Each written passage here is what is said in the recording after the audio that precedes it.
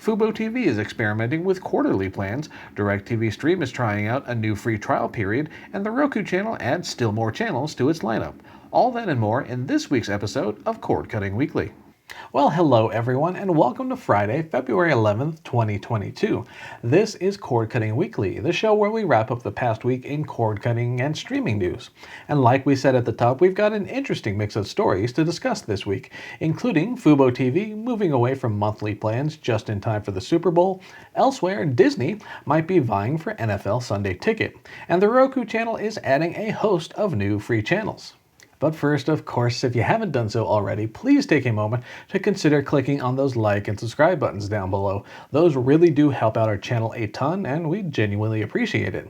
And as always, for anyone that's joining us for the very first time this week, just a quick note. For all of the stories we're about to discuss here, you'll find links to those stories included down below in the video description. And those links will bring you on over to our news website, cordcuttersnews.com, where you can stay up to date on all things streaming 24/7. And now with all of that out of the way, let's dive straight into the news, starting with fuboTV dropping its monthly plans. First off, this week we learned that fuboTV has stopped offering monthly plans to new subscribers. In their place are quarterly options that start at just under $195 for 3 months. Cord Cutters News reached out to fuboTV regarding the change, and a spokesperson replied that, quote, "We have temporarily made our channel packages available to new subscribers as quarterly plans.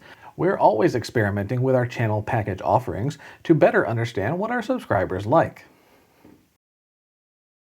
So no, this may not necessarily be a permanent change for the live TV streaming service. However, the timing does seem a bit interesting, and it's certainly possible the move away from monthly plans might be an attempt to keep users from ditching their service once the Winter Olympics and Super Bowl 56 have wrapped up.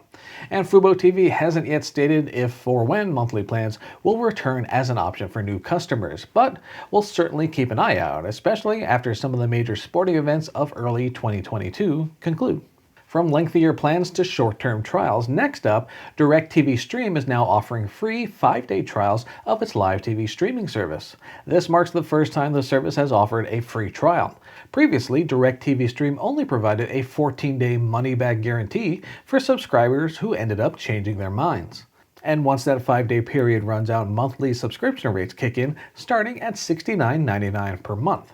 And if that new 5-day trial has piqued your interest in the live TV streaming service, you can find out more details in our full post linked down below in the video description.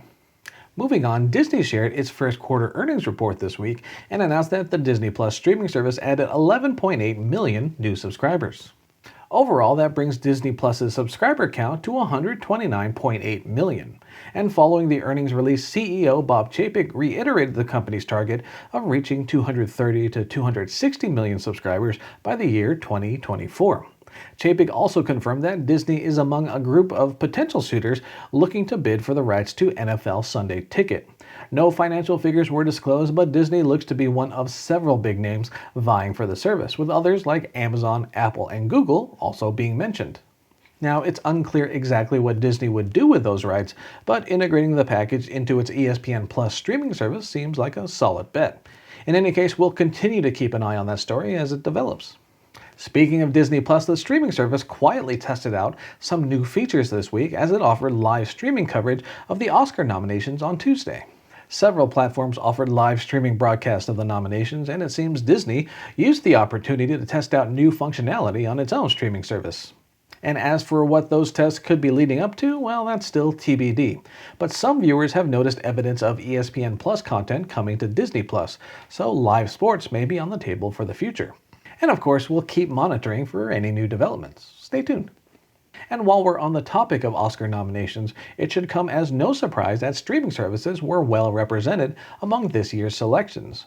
Leading the way was Netflix, which picked up 27 nominations, including 12 for The Power of the Dog. Apple TV Plus earned 6 nominations this year, while Amazon's Prime Video received 3 noms. Meanwhile, Hulu matched its 2021 total with 1 nomination this year.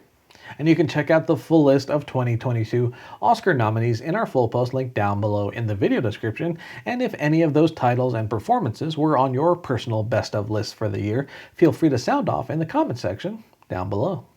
Moving on, it looks like we're inching closer and closer to a merger between WarnerMedia and Discovery. This week we learned that neither the Federal Trade Commission nor the Antitrust Division of the Department of Justice have opted to challenge the merger.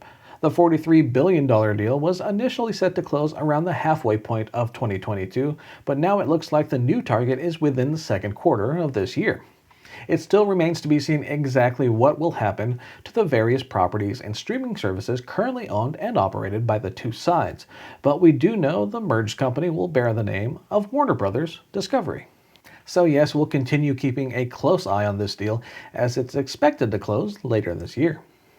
And one quick programming note, in our most recent video deep dive, we took a look at using your streaming devices out on the road. If you're planning to check into a hotel, dorm room, or other short-term stay, we go over some helpful tips and streaming device suggestions, and you can find a link to that video included down below in the video description. And last but not least, the Roku Channel announced it's adding a number of new channels this week. In all, some 25 new options arrived on the free streaming service earlier this week. Naturally, you can check out the full list via the link included down below in the video description, but some highlights include new game show channels dedicated to The Price is Right and Supermarket Sweep. You'll also find a Project Runway channel as well as This Old House Makers channel, which focuses on the DIY and maker movement. Again, feel free to check out the full list over on our news website, cordcuttersnews.com, and if any of those new channels catch your eye, let us know about it in the comment section down below. And so there you go, those were some of the top headlines from the past week, and as we always say at this point, thank you all for watching. And again, please do consider clicking on those all-important like and subscribe buttons down below. Those are both great ways to help support our channel, and they help remind YouTube that it should keep suggesting our content to more and more viewers. For now though, my name is Philip Palermo. I hope you all have a safe and enjoyable weekend, and we'll see you all next week. Take care.